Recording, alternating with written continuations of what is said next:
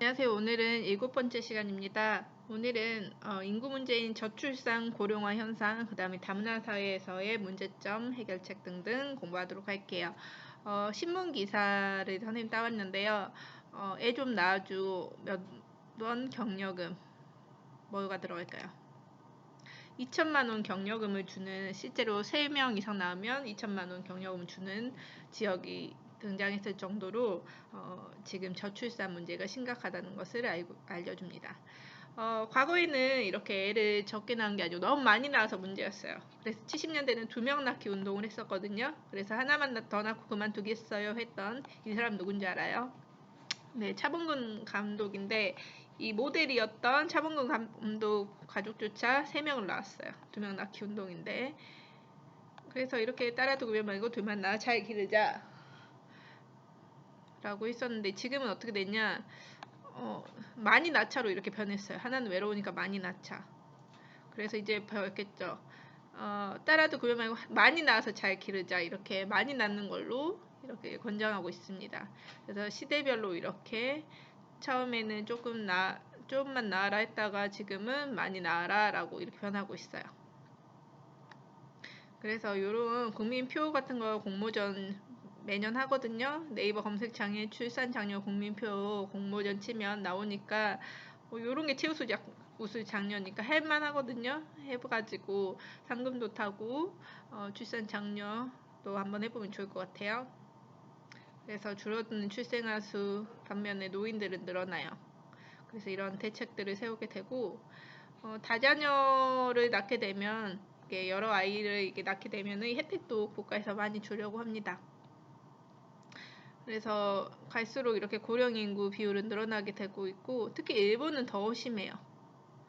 그래서 이제 우리나라도 1학년 애들은 이렇게 조금 6학년 요만큼이잖아요. 갈수록 학교에 들어오는 학생 수가 줄어들고 있다는 뜻입니다.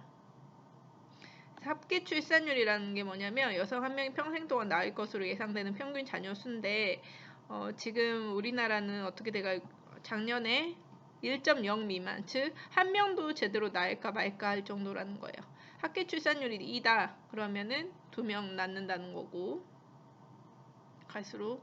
그러면 고령화 사회, 고령사회, 초고령사회라는 용어를 많이 들었을 텐데, 어떤 사회를 이렇게 부르냐, 우리 노년층이 65세 이상이라고 했어요. 이 65세 이상 노인 인구가 전체 인구의 7%가 넘으면 고령화 사회, 그다음 7%랑 14% 사이면 고령 사회, 그다음에 20% 이상이면 초고령 사회예요.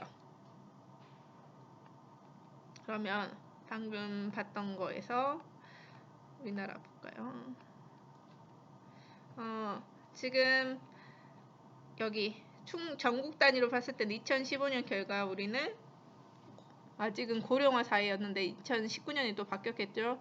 충남 같은 경우에는 14%가 넘었네요. 고령 사회가 됐고, 여기 20% 일본 넘어가 있죠. 그래서 일본 초고령화 사회가 됐습니다. 그래서 자주 나오는 공식이 있는데 한번 볼게요. 노령화 지수. 얼마만큼 그 사회가 노령화가 진행됐냐라는 건데, 비교 대상은 유소년층이랑 비교를 해요. 그래서 분모가 유소년층 인구분의 노년층 곱하기 100. 그다음 총 부양비는 인구 부양비인데, 누가 부양을 할까요? 그렇죠. 그 청장년층이 일을 하잖아요. 그래서 분모가 청장년층 분의 총 부양비, 유소년, 그 다음에 노년 곱하기 100 하면 됩니다. 유소년 부양비는 분모는 그대로죠. 누가 일을 해요? 네, 15에서 64세 청장년층 분의 유소년 곱하기 100. 노년 부양비는 청장년층 분의 노년 곱하기 100. 그래서 이렇게 지역별 유소년 인구 부양비, 노년 부양비 보면은 유소년이 그래도 많이, 유소년 부양비가 많이 들고 있는 이런 곳들은 그만큼 청장년층이 많으니까 유소년 인구 부양비도 유소년 인구 부양비가 많다는 건 그래도 아기가 다른 지역에 비해서 많이 태어나고 있다는 거예요. 여기 어딜까요? 네, 세종이죠. 세종시 같은 경우에도 인구가 많이 들어와서 애를 낳는 젊은 부부들이 많습니다. 그래서 유소년 인구 부양비가 크고요. 이런 수도권도 애들이 다른 지역에 비해서 많은 거죠. 다음 지역별 노년 인구 부양비를 보면 이런 호남지방, 그다음 경북지방 같은 이렇게 평야 지역이라든지 이런 식으로 노인 인구들이 많고요. 시골이나 이런 쪽 많고.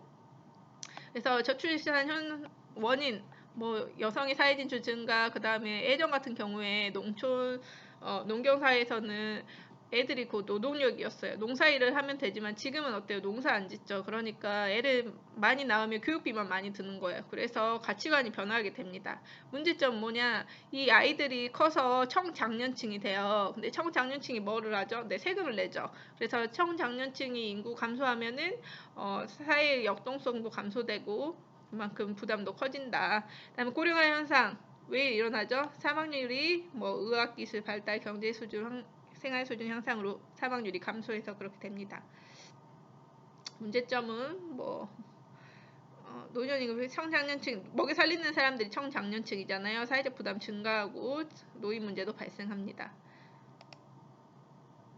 대책 결혼도 출산도 장려해야 되고 고령화 사회 대비해서 복지 정책을 강화해야겠죠. 다시 한번 나온 중요 용어 정리할게요. 여성 한 명이 평생 동안 낳을 것으로 예상되는 평균 자녀 수를 합계 출산율이라고 합니다. 본인 집이 뭐 자기가 외동이야. 그러면은 본인 집 합계 출산율 1이요. 세 자매다. 그러면 본인 집 합계 출산율은 3 이렇게 계산하면 돼요. 그래서 이런 지역별 합계 출산율 애를 그래도 많이 낳는 곳은 대도시가 많다. 그리고 왜 이렇게 네, 넘길게요. 노년층 비율이 왜 시골에 많냐? 이촌향도 농촌을 이사해서 도시로 향한다. 이촌향도로 청장년층이 일하러 도시로 다 갔어요. 다 간 건 아니지만 많이 갔기 때문에 노년층 비율이 높은 곳들은 이런 시골 쪽이라고 보면 됩니다. 넘어가고요. 노령화 지수 갈수록 높아지고 있습니다. 그래서 실버 산업, 노인들을 대상으로 하는 실버 산업이 성장하고 있고, 그다음 다문화 사회에는 외국인 근로자가 증가하고 결혼 이민자가 증가하면서 우리나라도 다양한 문화가 존재하는 다문화 사회가 됐어요. 왜 이렇게 외국인 근로자가 증가하게 됐죠? 우리가 기피하는 3D 업종의 외국인 근로자로 대체를 하는 거예요. 그렇지만 요새는 그런 3D 업종뿐만 아니고 월급을 많이 받는 전문직에도 외국인 근로자들이 들어오고 있습니다.